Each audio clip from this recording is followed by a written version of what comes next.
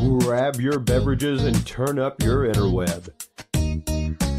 Solving the world's problems 12 ounces at a time. It's Dudes and Beer.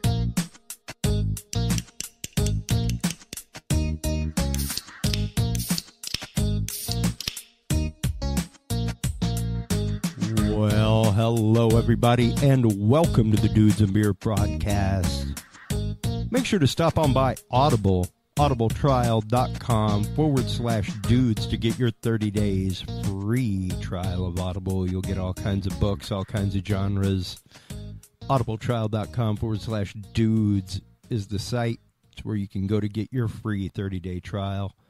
Welcome to the show.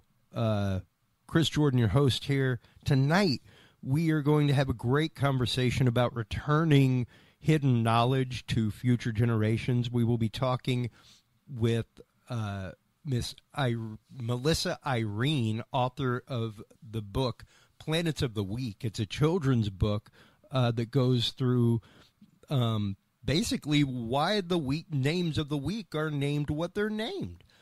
Something that maybe a lot of us have forgotten.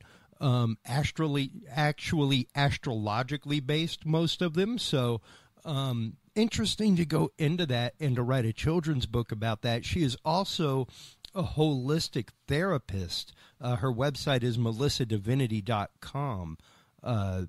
We'll be talking about holistic therapy, what we can do for ourselves, how that knowledge has been lost over time, things like that.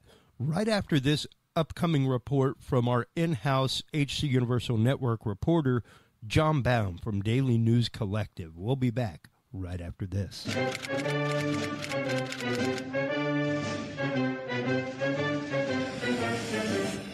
We choose truth over facts.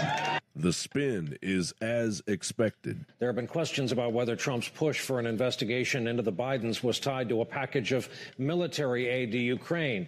This package of aid has been approved by Congress, meant to defend Ukraine against, wait for it, Russia. I see three crimes here. One is extortion by the president, which is basically using a threat of withholding aid to obtain something of value. A second crime is conspiracy to engage in extortion between the president and Rudy Giuliani. And a third crime is conspiracy to violate federal election law between the president and Rudy Giuliani to obtain foreign interference in the United States election. President Trump, invoking his executive privilege to preserve, protect, and defend the Constitution of the United States, as it states in Article 2 of the Constitution, contacted Ukrainian President Zelensky in a July phone call concerning the well-documented corruption allegations against former Vice President Joe Biden's son, Hunter Biden, who was on the board of directors of a large Ukrainian oil company. A couple years ago, Joe Biden brings his son, Hunter Biden, who's a journeyman investor, to China with him on Air Force Two. A week later, Hunter Biden comes back with $1.5 billion from the Chinese government. Let's play some role reversal. What do you guys think would happen if Donald Trump Jr. went to China and came back with $1.5? Back in 2015, the New York Times accurately reported when Vice President Joe R. Biden Jr. traveled to Kiev, Ukraine on Sunday for a series of meetings with the country's leaders, one of the issues on his agenda was to encourage a more aggressive fight against Ukraine's rampant corruption and stronger efforts to rein in the power of its oligarchs. But the credibility of the vice president's anti-corruption message may have been undermined by the association of his son, Hunter Biden, with one of Ukraine's largest natural gas companies, Burisma Holdings, and with its owner, Mykola Zlochevsky, who was Ukraine's ecology minister under former President Viktor Yanukovych before he was forced into exile. Biden is claiming he had no knowledge his son was on the board of the corrupt Ukrainian natural gas firm for 2 years, before he used his vice presidential influence to withhold $1 billion in U.S. loan guarantees if the president of Ukraine didn't axe the investigation and the investigator of Burisma Holdings. Mr. Vice President, how many times have you ever spoken to your son about his overseas business dealings? I've never spoken to my son about his overseas business dealings. And so how do you know? Here's what I know. I know Trump deserves to be investigated. He is violating every basic norm of a president. You should be asking him the question, why is he on the phone with a foreign leader, trying to intimidate a foreign leader, if that's what happened? That appears what happened. You should be looking at Trump. Trump's doing this because he knows I'll beat him like a drum. And he's using the abuse of power and every element of the presidency to try to do something to smear me.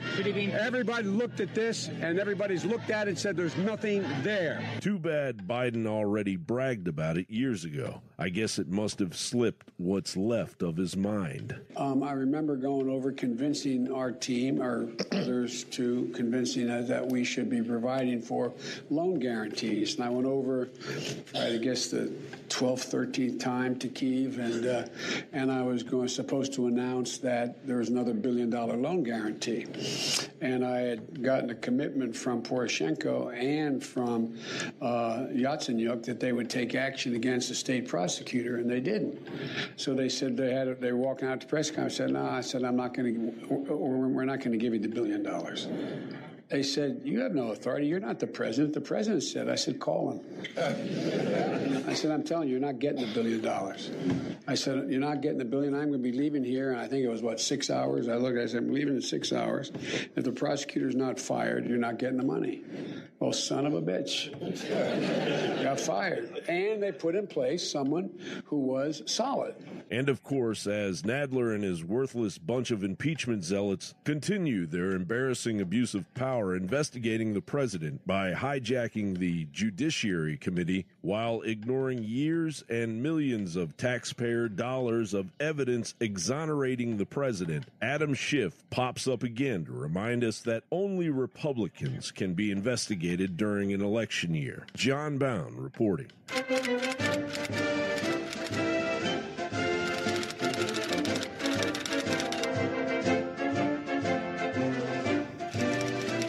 And we are back, folks. With us on the line today is Miss Melissa Irene. How are you doing today, Melissa? I'm wonderful, thank you. Absolutely. Welcome to the show. We actually had a few false starts for this interview. There were a few things that came about on your schedule, then some things that came about on my schedule, and then I had like a crazy migraine one day that we were supposed to record, and I was like, I can barely see 2 feet in front of my face right now. So we finally had a chance to have you on, and I am so excited. Holistic therapy, to begin with, is something that I have been around for at least a good 20 years of my life, purposefully, knowingly, using herbs, tinctures, things like that to help myself medically, that kind of stuff. But also just the mentality of it. How did you first come in contact with holistic medicine and the holistic lifestyle, Melissa? Well, I appreciate that question. I started my own healing journey with plant entheogens, and it woke me up to the connection that we have with the earth and the plants, and I started researching. And I learned about how different herbs and plants have medicinal properties and vitamins and nutrients that our body needs. And so I just started studying it for years, and until it made sense to me. And now I can identify plants. I can tell you what they're good for and how to prepare them. And it just really opened my mind up to the idea of staying connected to the earth and how, the natural medicine is in the plants. Yeah, absolutely. I mean, myself, having grown up as someone who hunted, things like that, was pretty connected with the outdoors, and especially through Cub Scouts, Boy Scouts, and through my own learning, took it upon myself to learn local herbs, things like that grew out in the wild locally that I could go out and wildcraft and use, things like mint, passion flower, all that kind of stuff. I find it to be one of the most useful things in the world to know that if I'm even stuck out in the country because I went to go camping and now my car won't start, I can find food. Like, aside from animals, I know what plants are safe to eat in the wild. I know if I get a cut, which ones I can kind of chew around in my mouth and put on my cut to act as an antiseptic, stuff like that. And it's inordinately helpful, and it's stuff that we as people, we as societies used for millennia, for thousands of years, that for now some reason we've decided to just kind of give lockdown to Big Pharma on, and say, hey, yeah, instead of maybe boiling a few shavings of willow bark, I'm going to go out and buy some aspirin. The pharmaceutical it's cartel. It's the exact same thing. It's just an extract of willow bark, acetylsalicylic acid, which is the base for aspirin. You can get the same compound by literally taking some willow tree bark and boiling it a little bit. And it's free. Yeah, and it's absolutely free. It's natural. It's everywhere around you, folks. What was it that sent you down the path of, we know why you got into holistic healing, but what was it that made you want to take on holistic therapy as your day-to-day? Well, I saw a lot of suffering in my family, and humanity, really. Like, I see the effects of GMOs and pharmaceuticals and people not taking care of themselves. And I have 4 children. So the mother is basically responsible for the health of their children. And so I wanted to learn. The more I learned, I knew I could take care of my children. So I just wanted, more knowledge so that I could be there for them and then other people, Yeah, absolutely. It's one of those, like you said, as a mother, it's your responsibility to take care of the health of your children. As a father, it's my duty to do the same thing. And I'm sure it is. it's very much the fact of teaching your kid which plants in the backyard, that if they see them, don't touch them. Even not too long ago, I went and told my neighbors all around me about a coral snake that I saw in the backyard. The same thing. Yeah. It's same concept. I want people to know that there's something around that's not good for you. Good or not good, right? Yeah, absolutely. And to know those kind of things, to let your children know that, I think is one of the most important things that you can do. I agree. Let's get into your motherhood a little bit, because of course there's one thing to living a holistic life on your own, but there's something totally different to living a holistic life with children around. Oh yeah. How has that changed your holistic view, and how does your holistic view change your parenting? Okay.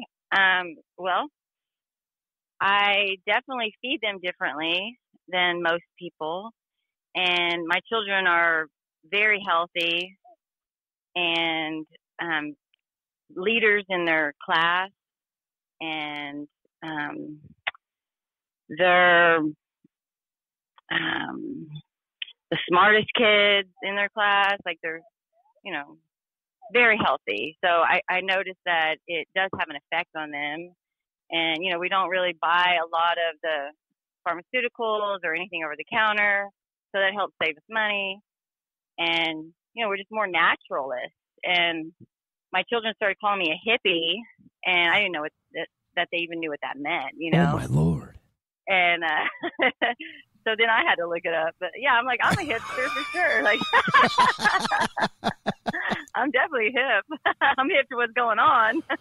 Yeah, well, if you want to call me a hippie. Well, and you used most definitely what a lot of people nowadays would consider a trigger word in there, GMO. It's a word that, at least in my mind, has the proper place amongst question. We've got thousands of years of experience to know what homegrown tomatoes do for you and what they do and how they grow. My grandfather loved his tomatoes and had the same strain of tomatoes for about 30 years that he grew in his backyard. He was master of that domain. It was absolutely amazing to see him do his work. I don't know that he would have ever gone with a GMO tomato. I don't think he would have ever gone with anything that wasn't grown by somebody that he knew for 10, 15 years on end. What is it exactly about the GMO process that I guess should be looked out for? Okay, well, genetically modified foods, organisms are just not natural. So it's whatever you put in your body is what you're going to become. So you don't want to become unnatural. You don't want modifications in your, in your natural self. So eating GMOs can cause cancer, can cause a lot of diseases, can cause, stagnation in the body and cause lumps and bumps. And, it's just, it's an unnatural food. So eating it is going to create an unnatural state. So, whatever symptoms you might have may be because of the GMO food. It might be because of your environment or, your thinking or your feelings or whatever. There's all sorts of parameters or all sorts of things that can affect your health, and GMO is just one of them. So you really want to stay away from GMO foods. Like they're just not. They're not good for you. They're not healthy. They're not natural. And yeah, I mean, and granted, it may just be adding a gene or two here and there. Some of the GMO foods even include genes from animals that have been put into vegetables, genes from other breeds of vegetable that are not related necessarily, but have a certain immunity to insects or drought, stuff like that. For me, it's just the fact of we have yet to do long-term study. We have yet to see what the effects of somebody who eats GMO food on the daily for 15 years. Well, look around you, brother. Like everyone. Oh yeah. No, I mean, I mean, like study though, as far as anybody saying like, oh, glyphosate's horrible. It is horrible. It's horrible. I don't know how you can think it's good. Well, yeah, there's a lawsuit going around Facebook right now. It's like if you have lymphoma, like it's from GMO, like they're announcing it. As of right now, there have been 2 cases that have been awarded against Monsanto and against Roundup. So totally, it's at least in my mind thus far vindicated. If people in courtrooms are like, "Hey, that scientific evidence that's shown is good enough to me to connect the two," that stuff's been around for a good 15, 20 years. And if you're talking long-term natural effects, now is the time that we would be seeing that pop up. And to me, go ahead. Go ahead. Oh, I was just going to say, to me, it's very interesting, even as someone who suffers from heart issues on both sides of my family with men. Those heart issues didn't exist before my grandfather. Wow. And those were people that smoked a pack a day. They drank a bottle of whiskey a week. They worked outside all day, every day as sharecroppers, stuff like that. Right. And I think that's a big part of it. Number one, we live more of a sedentary lifestyle now. We definitely live in more of a constant state of stress than we've ever lived as a society, as far as go. You think about it, even back in, I will not ask you to belie your age. I myself am about to turn 44. But even my grandparents growing up in Mamou, Louisiana, man, when it went dark, it was dark. Yeah, like right? They didn't have street lights. They didn't have all that stuff. It was dark. That meant it was time to go to bed. Right. Like, right. I agree. You went to bed at 7 or 8 o'clock because you were up at 4:30 or 5 in the morning when the sun came up. Right. You know, to go out and take care of animals and farms and stuff like that. Right, natural way of life. Yeah, and it's interesting how once we started losing that connection, once we started getting away from a more agrarian type lifestyle, and even the lifestyle of it's dark outside, so it's dark inside my house. How much that has changed us as people. Right, totally. The way that we interact with each other, the way that we interact as a society. It's literally a chain reaction, and it's so interesting to see that happen. Yeah, it's kind of empirical, even. Yeah. And with that, hand in hand, comes the foods that we eat, the foods that we prepare. I, for years, have been on a tirade with my Cajun family in the fact of, really, it takes 15 minutes to make roux. Not that your roux out of a bottle doesn't taste good. It tastes all right. The jarred roux that you buy at Thibodeau's or whatever it is on the shelf.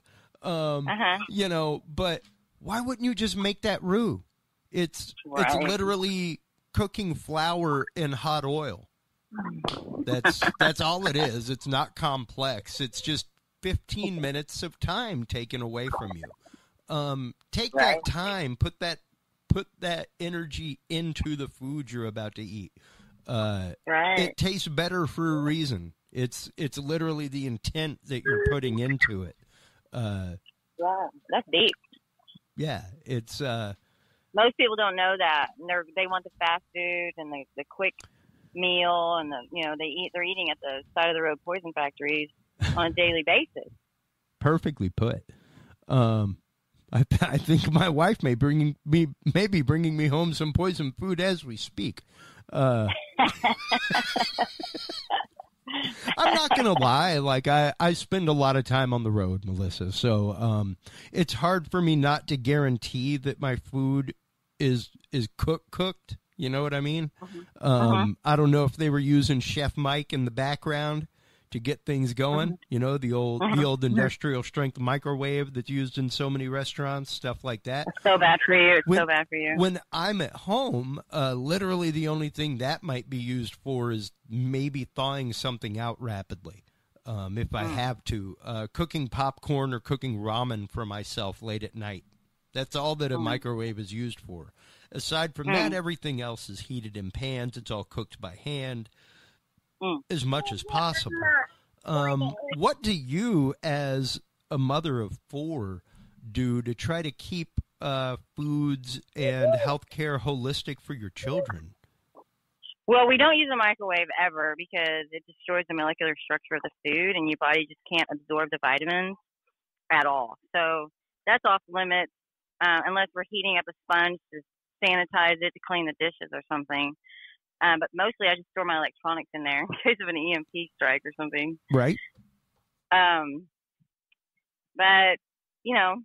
mostly we eat organic.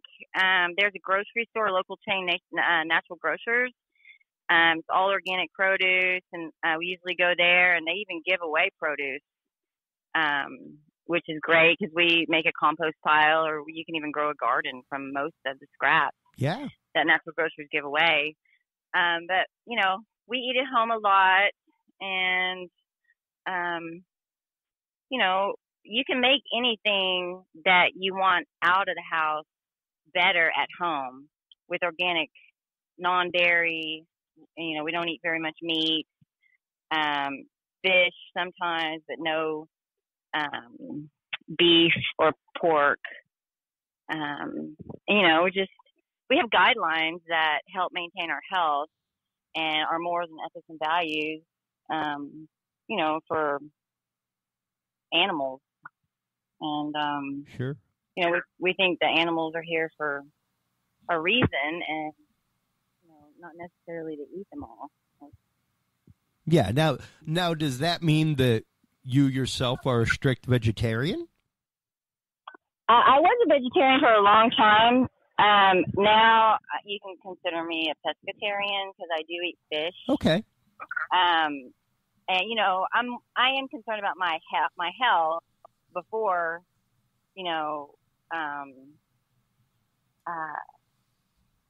killing an animal. Sure. I just want to make sure that I'm getting all my nutrients and vitamins that I need, and my children. And I don't really have anything against eating out of the ocean or the lake for some reason. Like I used to, and then I processed it a little more, and I don't know, eating fish just seems natural. Well, it's definitely not I myself coming from a culture of hunting, raising animals, stuff like that. I'm definitely not a fan of like store-bought chicken breasts, that kind of stuff. I will always hit up a farmer's market, things like that first, to find free-range fryers, to try to find free-range eggs as much as possible. There is definitely a difference between that and the eggs that you get from the egg hatchery. Farmer Fred's eggs that are available for 99 cents a dozen, that have the paper thin shells because the chickens have like calcium deficiency, things like that. Right. I wish the raccoons hadn't gotten my backyard chickens. They did. Me too. If you got chickens, folks, watch out for the raccoons. They love chicken heads. That's true. It is a delicacy. And those were great. They were fantastic. They were my compost machine.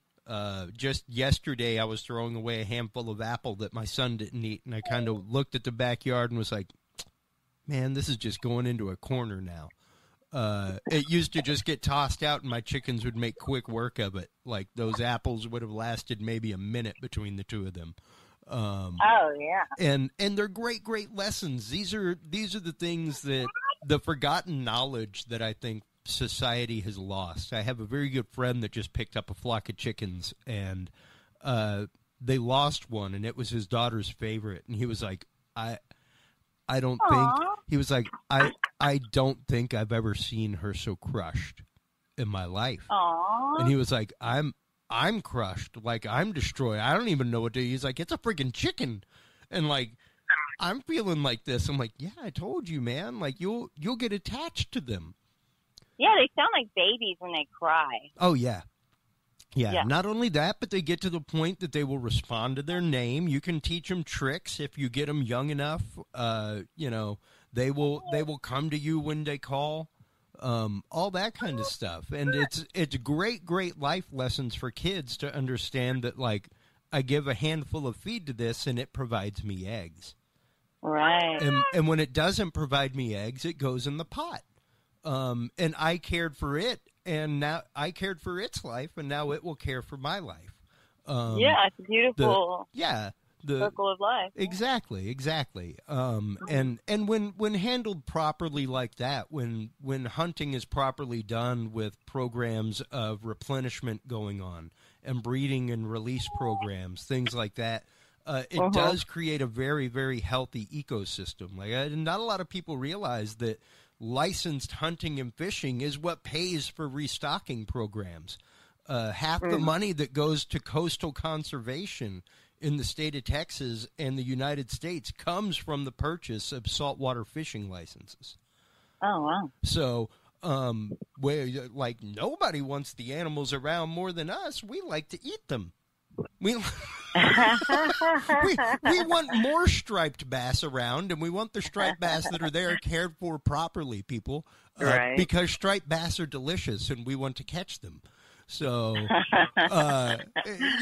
it's kind of an odd thing that you find out eventually. But people just going out and randomly slaughtering animals is horrible. People bringing up animals in horrible conditions is horrible.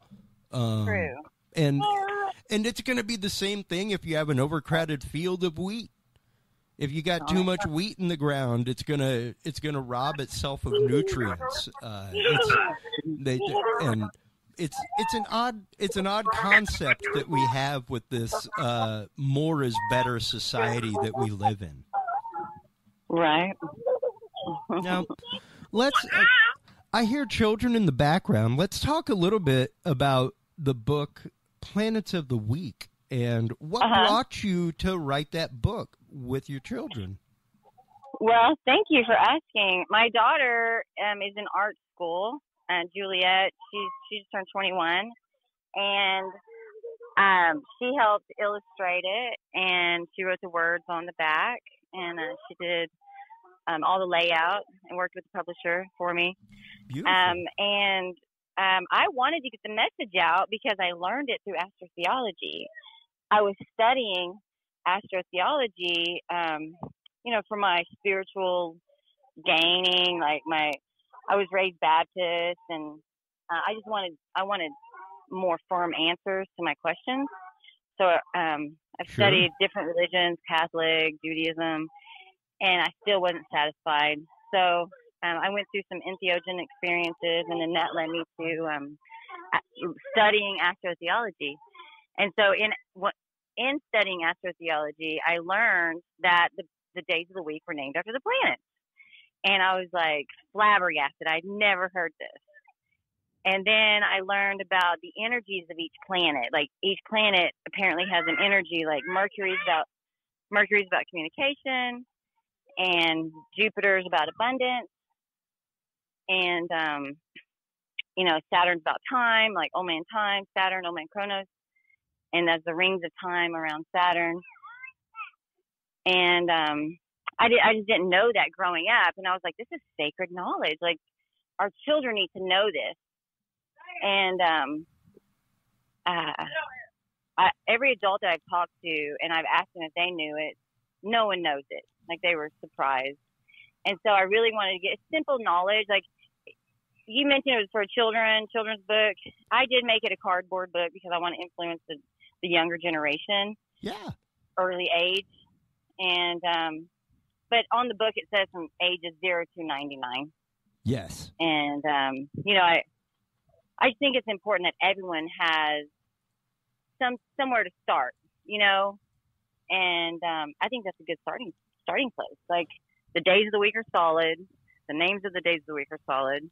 If they were named after a planet, like let's give honor to that planet. Like someone obviously gave honor to the planet, and the planets are, the hierarchicals and the cosmocratic, and like they created us. Like we came through the planet onto the earth, and and to honor them daily with the days of the week is beautiful. And to connect with the planet in some form or fashion, like they're above us. They want us to connect with them. Like we're supposed to know the stars, move into the stars, just to know ourselves. Like we're all connected, and it's just the beginning. It's the initiation, because there's way more to learn, beyond that. And just to give that seed to a child to see where they can take it, and it's just sacred knowledge that was hidden from us. And when you learn it as an adult, it's so powerful. Imagine if you learn as a child what you can add to it and learn, grow from it. Yeah, exactly. And that's just it. All of this information, all of this knowledge, the earlier that we're exposed to it, right, the better decisions we can make. I'm not saying that you're going to follow a hermetic path in life, folks, or that your child is going to become like an esoteric phenom if they read Planets of the Week by Melissa Irene. See how shameless that was? Maybe. Maybe. But they might be. They might be. But the key is they cannot process any information that you do not give them or allow them to have. Right. And to know this, to understand this, I've been on the kick of people knowing etymology and the roots of words and where they come from for years and years. I've been fascinated by it, and I love it. And especially when it comes to the days of the week and the months of the year, where those come from. So for you, the days of the week are one of the first things that you start learning in pre-K, kindergarten, things like that. It's one of your first spatial time things that you learn, and you learn about planets. At school. And the thing is, that's just it. There's no reason by the time a kid is 3.5, 4 years old, easily kindergarten, that they should not be able to name all the planets in their orders. Right. From like along the ecliptic, from the sun out to Pluto. And I just said Pluto. Come at me if you think it's not a planet. Love it. Pluto's definitely a planet. Suddenly we just changed 30 years of science. Whatever. And then they changed it back. It was like, maybe it's a planetesimal. But yeah, this is all stuff that, like, the earlier you can expose a child to learning like this, to open paths of learning, no borders, no boundaries. Right, that's beautiful. I'm convinced of the fact that my son will probably be into wires and stuff, mainly because he's all about wires and stuff already. He's the only 2-year-old I know that knows how to work a patch bay, like an old school telephone operator. Wow. And that's simply because he's had access to a patch bay. And I built him a toy like a patch bay when he was 6 months old for hand-eye coordination. Well, that's great. But because he's been exposed to that, even people that I know that teach kindergarten are like, oh my God, his hand-eye coordination is off the charts. Like, geez, he's building like stacks of blocks as tall as him and taller. Wow. It's about exposing them at a young age to truth. Yeah. And one of those stacks of blocks, I'll have to send you a picture of it. I'll include the picture of him building the stack in the episode post. But one of those stacks of blocks is actually a stack that is astronomy based. That has all the planets, and then whenever it's got a picture of the planet, then it's got their hermetic symbol, like their old school like Greek book symbol. Yeah, exactly. Yeah. And then you turn it onto another face of the cube, and it's got its astronomical distance from the sun mapped out. And then, that's neat. And then it's actually got on the other side its view from the ecliptic and where it is. It's absolutely awesome and interactive, but all amazing information. Like, my wife was like, geez, man, like, I learned stuff I didn't know about the planets from these blocks. I know, right? Like, why weren't we taught this in school? Yeah, precisely. I want to teach the children what I wanted to know as a child. What did you want to know as a child? What was the knowledge that you wanted to know that when you found it out, you were like, oh, wow? Well, this is one of them, that the days of the week were named after the planets. Like, it shocked me to the core. I was like, why did nobody tell me this? Like, this is such sacred, simple knowledge that everyone has to know this.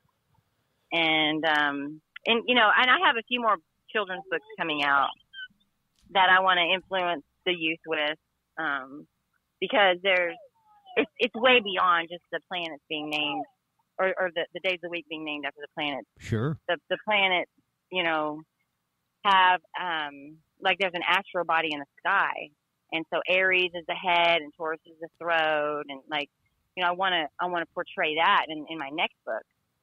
and they each have an element. Like Aries is fire, Taurus is earth, Gemini is air, and they have a sacred symbol for that. It's a triangle, upright or upside down, and with a line through it or not, depending on the element. Sure. And so, that next book is also going to be, about things that I wanted to know, but I didn't know that I wanted to know it until I got older and I learned it. And I was like, wow, I wish I would have known this, Yeah. And things that, once you know them, come to affect your life in an almost daily basis. Oh, yeah. Yeah, I go outside and I thank the planets. When I wake up, I thank the sun for my heart, and I thank the trees for my lungs, and I thank the planets, for my beauty and my health and my ability to learn. And it's just, the planets reside inside of you and above you. So, in my own personal understanding. Yeah, no, absolutely and beautifully said. Like we were recently saying in our episode with Sev Talk, and like we've talked about with Dr. John Hall, we are frequency receivers. That's all that we are. We're like large salt pillars with a little bit of water in us. Electricity, yeah, we're just all electricity. We're really big batteries. I've seen it. I've seen it. Yeah, so the fact that we are affected by frequency, the fact that we are affected by these things, does not surprise me in the least. And especially whenever you start talking about frequencies of the planets, that kind of stuff. Look at how far away the moon is, yet still when it's closest to us, it still affects us. When it's full, it affects us. Yeah. Every stage affects us. Absolutely. When it's full, you really see it. The crazies come out. Yeah, it's called lunacy for a reason. Right, exactly. It's based off Luna. It controls our mood. Yeah. The moon is our mood.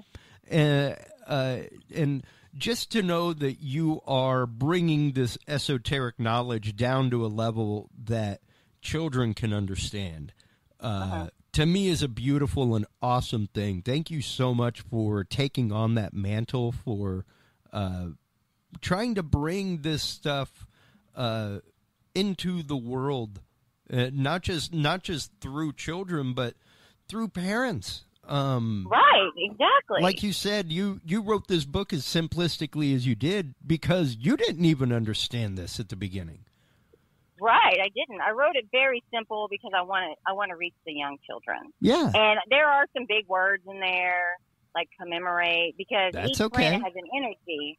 Yeah, I know. I want them to learn big words, Yeah. And it makes them feel like they're intelligent because they are. They are. And when you empower the children, then they become better than they ever were. They believe in themselves. And they're like, wow, I said that big word, or whatever. They understood. Eventually they're going to understand the words and the energy. And, it's not right away, but it's kind of hidden, because it's not spelled out. But it's in there.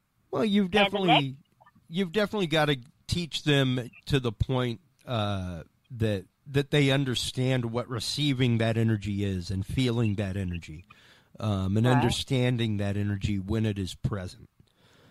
Mm-hmm. Right. I have another book coming out that's being printed right now. It's called ABC Affirmations. Oh, great. And Fantastic. so they'll learn their ABCs with the I am statement. That is great. I love the fact that you have started this reaffirming esoteric children's book series. That is just so awesome and future looking, Melissa. Yeah, well, I'm a dragon. What was it like for you to write this book with your daughter? Oh, it was so fun. It was bonding, and she's at the Houston Art Institute. She graduates this July, and she's ahead of her class. Her teachers ask her for her homework to save her samples for the next season or the next semester. And it was just really fun. Like, I know she's going to be just super successful as an artist. And I wanted her to have like something to put in her portfolio. And it was so fun to work with her because she is super professional, for one thing. And I didn't even know that side about her until I started working with her. And it was fun and enjoyable. And she makes everything better. You know, like she made the ABC book better, and she made, you know, the Planets book better. She's a joy to work with, and she's got a beautiful soul. That is really, really great to hear, Melissa. Thank you. It's so rare that you get to work with family, much less mothers, daughters, fathers, sons getting to work together in this day and age. So I thought that was really great. That is a true blessing for you guys. Congratulations on that. The book looks great. As we get ready to head out, number one, thank you so much for being on the show and chatting with us today. Thanks for having me.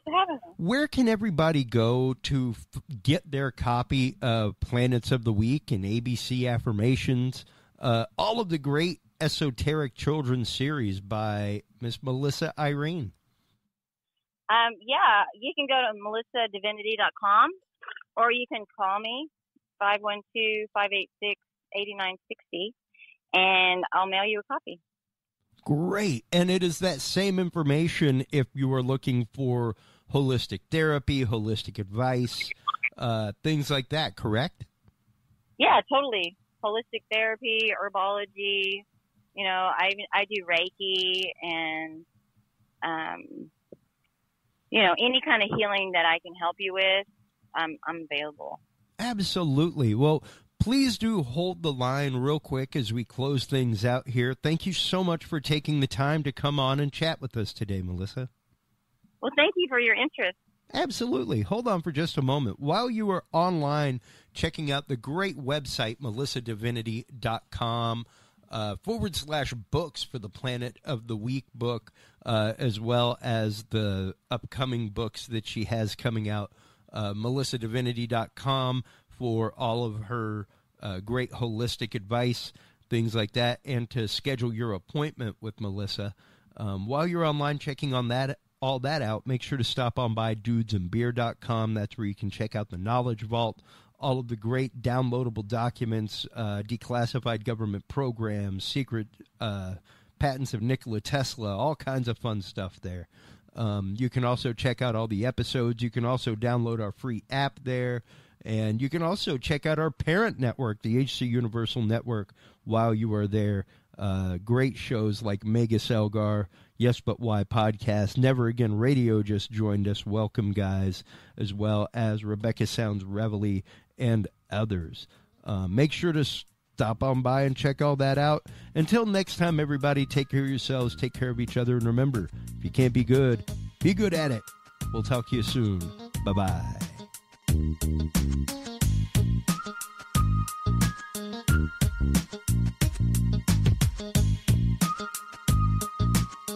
Thanks for listening to this episode of the Dudes and Beer Podcast.